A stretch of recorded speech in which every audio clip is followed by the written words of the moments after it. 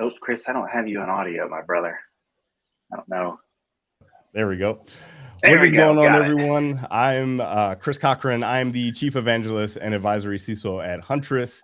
And we are here today to talk about something really, really cool that we have going on in August. We are doing a roadshow specifically for managed service providers, MSPs, about cybersecurity. There are a lot of folks that are in the MSP space.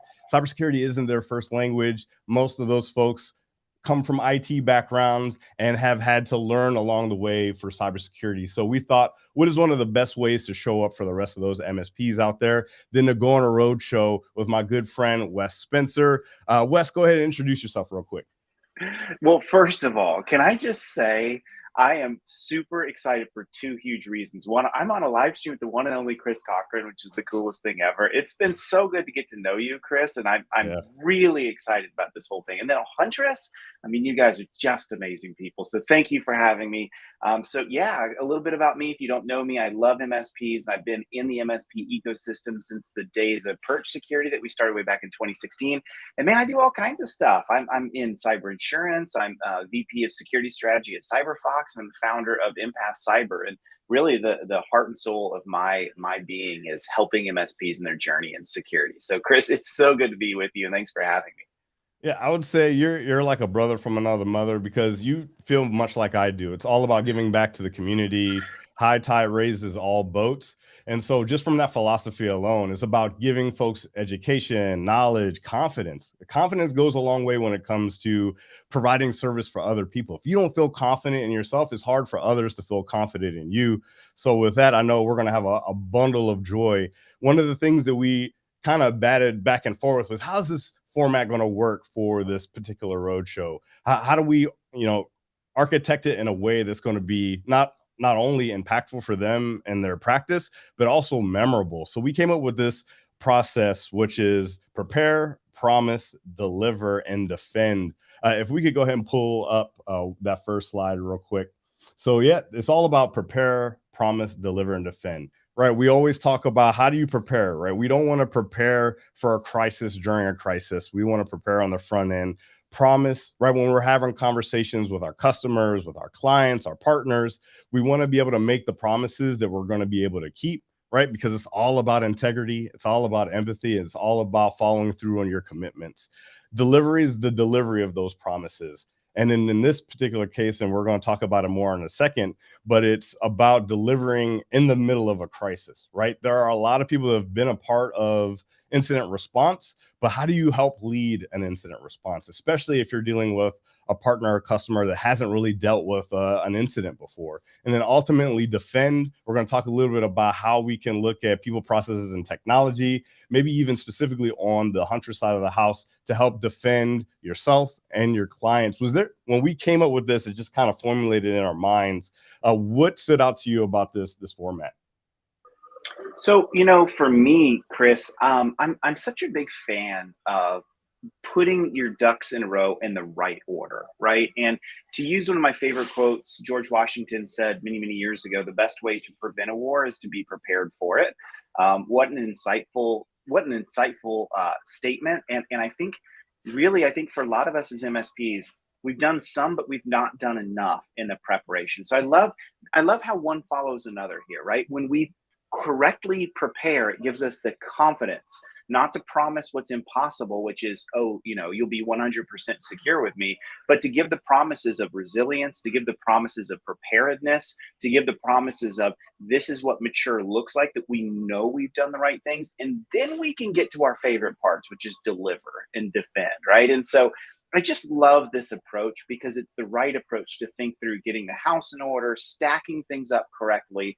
And it really does come with some of those prerequisites, Chris, that I think are not always native and simple for MSPs or really anybody to Mm-hmm. really start to begin. Where do I start? How do I begin that journey? What's the first few steps, right? And we hear a lot of people talk about, oh, do this, do this, do this. But what we really want to do through this roadshow is really kind of put the right ducks in the right order first. That's what I love about this approach. I couldn't agree more. This approach is perfect. I mean, you could really leverage this in any service centric thing that you have cooking in your practice, even at home. Let's talk a little bit about prepare, because that's something that you have practice in spades, right? You have Empath Cyber, which is really focused on educating MSPs about how do you stay prepared? How do you have the right documentation, the right processes to do some of these things? And I think you're going to be the main speaker on this specific point. Talk to us a little bit about being prepared as an MSP. Yeah, absolutely. Right. So, one of the things I think every MSP wants to know is, as I begin to go down this journey of security, how do I know what I'm doing is right? How do I know that I'm putting my resources, which are precious few, into the right buckets? How do I know that I'm not missing things? How do I know that there's not gaps as I'm going down this journey? Right. So, these are things when we start to think. And by the way, this idea of preparation does not just exist when, oh, I'm beginning my security practice and now versus, oh, I'm 3 years in, so now I don't have to worry about it because I've been doing this for years. No, this idea of preparation exists all the time. It is cyclical. Just like Mm-hmm. security is not a destination, it's not a process that I begin, and then I complete. It's a cycle that doesn't end. The same idea of preparation really comes into this, right? So we all do begin into this preparation journey, but I think much more than that, what we're going to be talking about is like what goes into constant preparation for us, Mm-hmm. and how do we build that into the practice of security that doesn't actually end, that actually is built to be resilient according to the inputs that are coming in, which are the threats that are coming in, which are the compliance and regulatory things that are coming in, which are client needs, the growth and goals and objectives of the company. All of that filters in to this idea of how do I go through a preparatory journey in my security stack and in my security approach. So I hope that gets you excited, right? Because Mm-hmm. a lot of times we talk about the technicalities of security, which are vitally important, but let's talk about the business strategy. One of the things I've been saying lately, and I'll just repeat it because it really resonates to my heart, is, as a CISO, my job is not to protect the company. My job is to help the company grow and accomplish its objectives while doing so in the most secure manner, right? And so it's incorporating in the strategy and the goals of the business as we move forward. And so that idea of preparation is baked into every single word of that approach. And Chris, that's what I love about starting here, is that's what we're going to be talking quite a bit about. I love it. And I love the fact that you were talking about the journey, right? It's iterative, it's cyclical.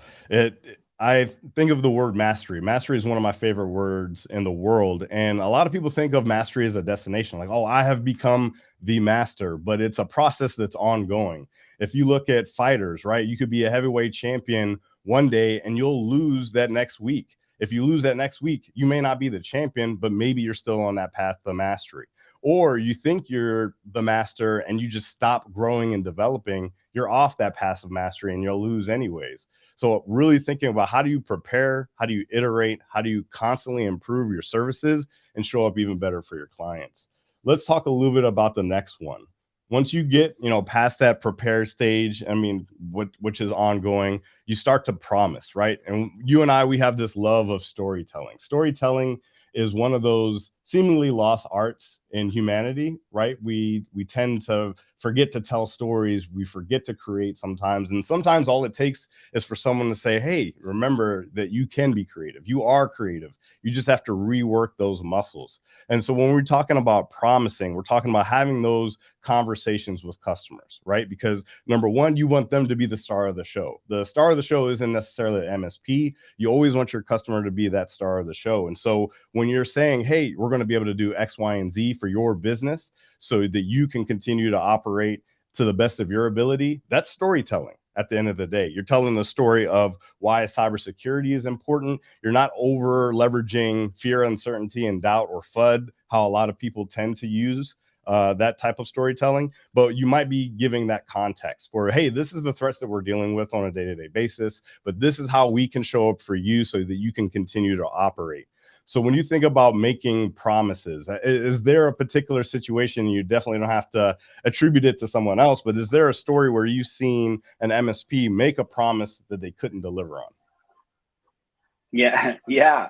So, we all see those cringe Reddit posts, where let's pick on the vendors first, but you see sometimes MSPs will parrot the same thing of like, use us and you get 100% security, Right. right? You get 100% prevention. And I'm like, I wish that that were the case. If it were the case, then you would see that same vendor putting out threat report after threat report of all the unknown thready threats that they put out, that they're the ones that saw it, no one else did, because they prevent all the known and unknown. So like we know that that world doesn't exist, right? And let's take that empathetic role for a minute. Like even where the ethos of empath cyber came Mhm. from is when a client comes to you, and Chris, you know this as well as anybody, and they have the arms crossed. They're like, well, I'm not paying Mhm. for that. I'm not a threat. No one cares about me. My data doesn't matter. I've never done this before. Why should I do this now? Those are the things that every MSP, when they hear those words, if you're not prepared, you're going to panic because you're all of a sudden like, I don't know how to answer. Those are the horror questions that keep me up late at Right. night. And so I think what we're going to do in this is we're going to trace a journey. One thing I've learned is, Chris, you said it so well, storytelling. The reason storytelling is so powerful in analogies is it crosses the Mhm. bridge from where they're at and their expertise and their concerns and the things that they need to accomplish, which is how do I keep the lights on for my business? How do I grow? How do I scale? How do I succeed? And how do I stop the threats that could cause that to end, which could be cyber, it could be other things. And us who come at it from, we know cyber, we've been Right. in it. We know the requirements. We know the goals. We know what good looks like. And we know the client hasn't done enough over the past few years. We got to get them there. So, how do we cross the bridge? It's our job to cross that bridge, not them. Mhm. And so the way that we cross the bridge is we begin to use stories as that bridge that lets us walk across. I'll just give you one simple example of this is sometimes when clients, they don't want to put the work required into this because they just view it as a red line Right. cost. And here, I'll just give you one example. That makes sense, Miss Client. I totally understand that. No one wants to spend more money than they need to. But let me tell you something, it's one thing I hate in life, it's going to the dentist. And the reason I hate going to the dentist is it's not fun having my teeth cleaned. It's not fun having all that stuff happening. I hate it. But you know what I hate more? I hate more is a root canal. Mhm. That is one of the worst things. It's both expensive and extremely painful, and it's never guaranteed to be a complete cleanup and clean out. I would rather go to the dentist a few times a year to keep away the root canals and do the necessary than go through that type of Right. event. And it's the same thing in cyber, Miss Client. What we want to do is we want to do some small things that are iterative, that'll take you down this journey, that'll really get you to the position where you don't need that cyber root canal. Can we go through that journey? What we're going to do is we're not asking you to bite all of this elephant off at once. We're going to create for you a strategy. We're going to create for you a budget that we'll work with, and we'll give you an implementation plan to get there. You see how much better that sounds as I kind of approach and step into their pathway. And so we're going to talk about that. It's not salesy. Chris and I are not going to be talking about the 3 sales techniques that you need to hear to convince your clients. Right. No, we're just going to talk about the tried and true analogies and storytelling that can get a client to understand why this matters so very much. Exactly. Analogies. I mean, analogies is exactly what you said, that way to bridge that gap. You're talking to business owners that are focused on their business. They might not have time to research the greatest and latest threats. They might not even know some of the basic attacks that are going on in the world today. So being able to say, hey, do you know what ransomware is? No, I've never heard of it. Well, I want you to imagine for a minute that you come home late after work and you walk up to your door and you try to open it, but your key doesn't work. And you realize that there is a note on your door that says, if you don't give me 3 Bitcoin, you are not going to get access to your house. People can understand that. They can empathize with that. Oh, yeah, or no, that's terrible. And you say, well, that's exactly what ransomware is, but for your data and for your files in your network. And they're like, okay, light bulb went off. Now they're going to be able to remember that forever. Once you tie information to an emotion, that's when things are solidified and people understand just that much more. Now we go from promise to that deliver side of the house. And deliver is one of my favorite things in the world, because now we're going to be talking about incident response. I remember I was just at IT Nation Secure, and we did a talk on being ready for incident response. We talked about being an incident commander, and I asked the audience, there was probably 160 or so people in the room. I said, hey, raise your hand if you've been a part of an incident.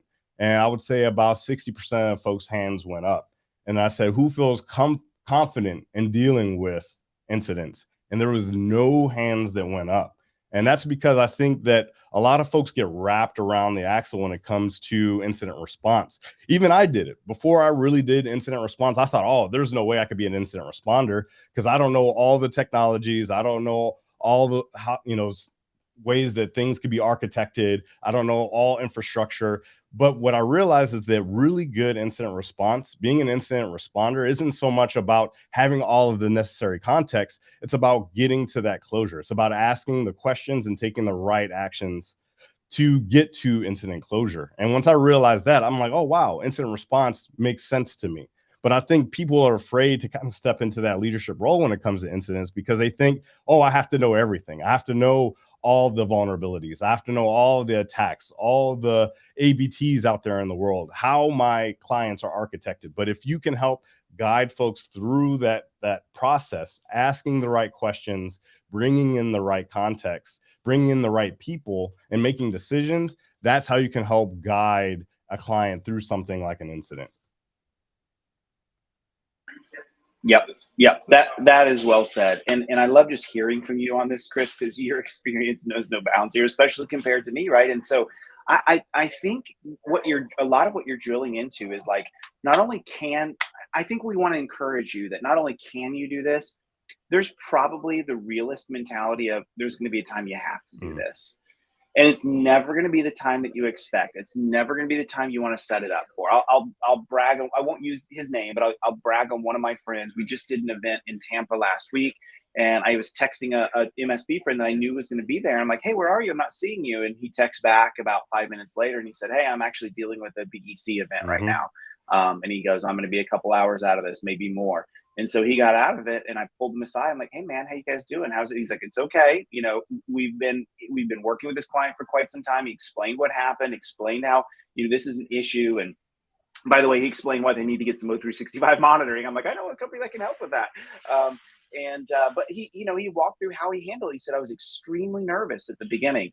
But then, things kind of set in place. And I remembered that I was coming in as the expert. This is not like we've been talking about this with the client before. It all hit the fan. They were coming to it from oh no, how do we fix this? We know that you've been telling us to do something. We didn't.